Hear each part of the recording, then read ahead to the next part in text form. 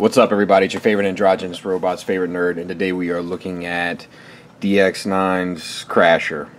And the reason why I say androgynous is because as a kid, like, I was always like, this was my favorite Gobot as a kid. But I always like, I wasn't quite sure if Crasher was a male or a female. I was always like, kind of sounds like a female, but it could be a male. Kind of looks like a female, but it could be male. So like, it was always confusing to me. I eventually met the voice actress, and she confirmed that it was indeed a female.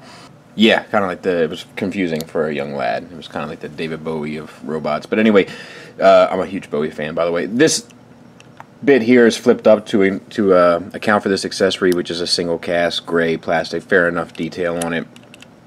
You can do it either way. You can sit this in there, which is not quite ideal, or you can sit that in there, which is not quite ideal either, but it does accommodate it, and then you can flip that back for the seat. It does roll just fine. I do like the colors on it, and for those watching, like, I usually go from whatever mode they are in the box to the alt mode, but because I've already done a review of this mold and I went that way, I'll just do it reverse here for the sake of doing it. There is something like some paint. I think like when the folks that were putting this together painted the silver here, they got some on their fingers and then left marks of it here and a little bit there, which is unfortunate. If you know me, I'm a paint freak, and that stuff like that, like, it really eats me up. But that's definitely something where the individual results will vary. It's just unfortunate on mine.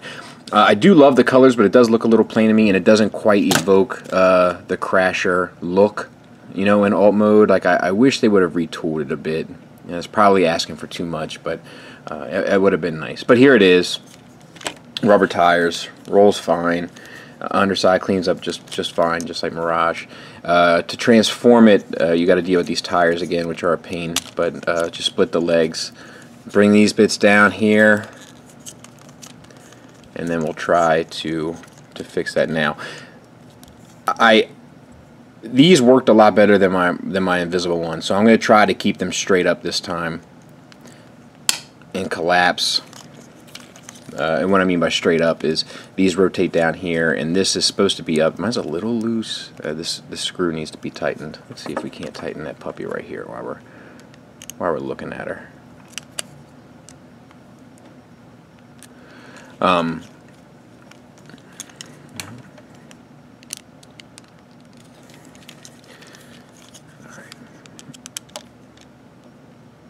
All right. Yeah.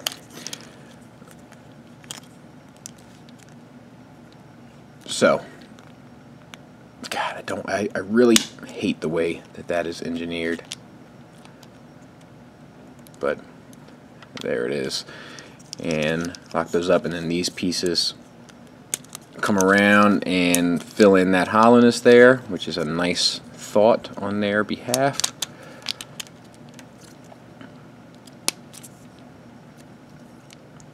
Pretty cool.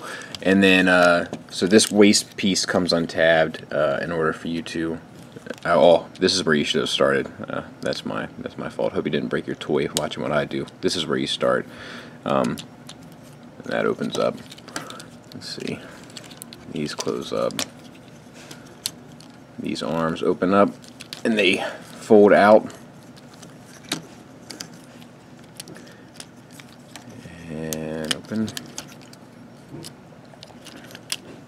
And these pieces, alright, this spins around 180. I know I sound like a bumbling idiot right now, but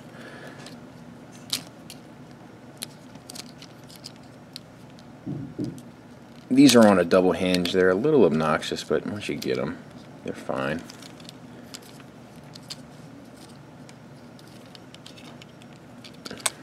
Alright, let's figure out what we got here.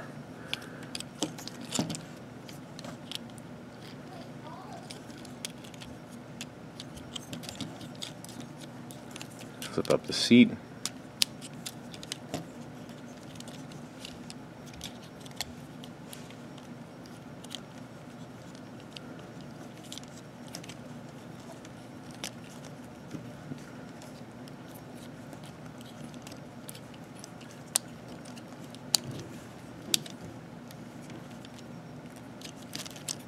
There it is. Alright, there it is. I was confused there for a minute. Alright.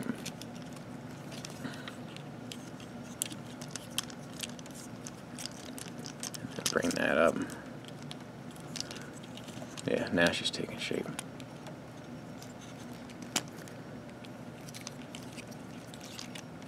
Bring the tires up. Bring out the hands. Which are dainty units. And you're set. You know. Eesh. So we're gonna talk. We're gonna do a lot of talking about this unit. So the Headsculpt, which is really the only thing new that they had to do aside from paint application, is a train wreck.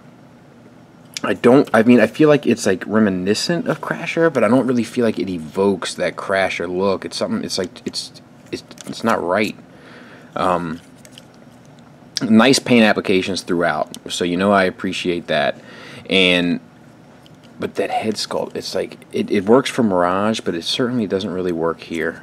I got a little gnat or something flying around. Makes you feel like my house is dirty. I got him. All right, so. You can put the tires up like this. You can fold them back a little bit. It's up to you. Shoulders are on a hinge here, and then a hinge here, and then they also swivel there. So the shoulders are really well articulated. No problems there. Bicep swivel. Double jointed elbow, mainly for transformation, but get you the full range of motion. And then the wrist swivel, and the fingers open up, and he holds his gun just fine. In both hands. You do, let's see, good to go. Red paint and gray paint there, red paint there, hollow forms, which was a problem on Mirage and is still a problem now. A simple flap would have fixed that. That's just being cheap. That's more of a Hasbro tactic, in my opinion, than an independent company.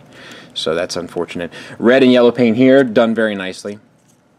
Waist swivel, but you know it's the same problem as Mirage. You go to a certain degree and you start to destroy the sculpt, but just minor swivel works just fine. Universal joints for the thighs, or the hips rather, and it gets you pretty much anything you could possibly want. Thigh swivels around the universal joint, which is just fine. It's anatomically correct and it works. Double jointed knee, getting you anything you could want, and ankle tilt and rocker. So no real problems as far as articulation goes. And I don't have these wheels quite right, but I can tell that because he's not standing 100%. But I'll mess around with that and see what I got. But that's her in a nutshell. Size wise, there she is next to the only other bot that really matters at the moment. And that looks pretty good. I must admit, that feels right. Negatives, there's plenty. The face sculpt doesn't really work, and that's the only thing they really had to nail, and they let it go. You know, otherwise the same problems with the wheels. This engineering is just poorly thought out, poorly executed. It's dumb. This whole assembly here should have been rethought and redesigned, especially for a re-release. Not many people liked it to begin with, so why not just try to straighten that out?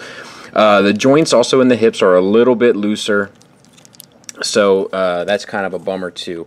And outside of that, everything is pretty much good. But those are kind of enough for me to say pass on this and wait and see if anybody else takes a stab at it.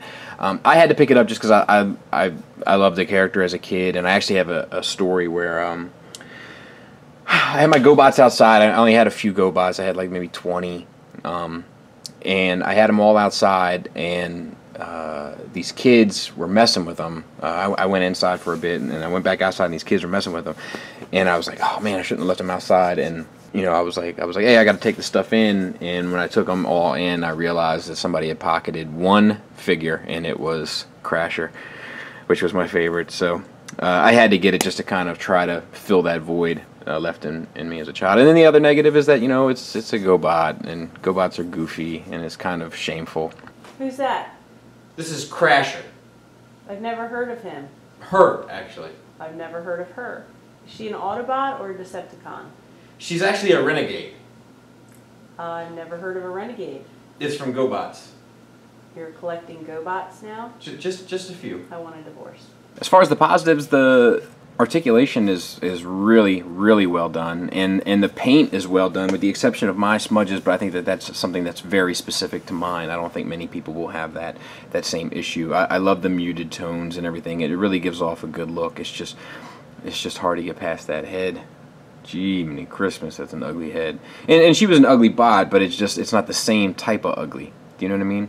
So if you're trying to flesh out your renegades and you like the Psykill, you know, she might be worth picking up because they definitely look good together, and they kind of share the same aesthetic design. So if you're trying to flesh out that shelf a little bit, or maybe a small display, like I have a very small display, they're almost like act like bookends for some of my comics on a totally separate shelf than my Transformer stuff. So it works for me, and I'm content with that. But can I recommend her? Absolutely not. Thanks for listening. Thanks for watching. Until next time, take care.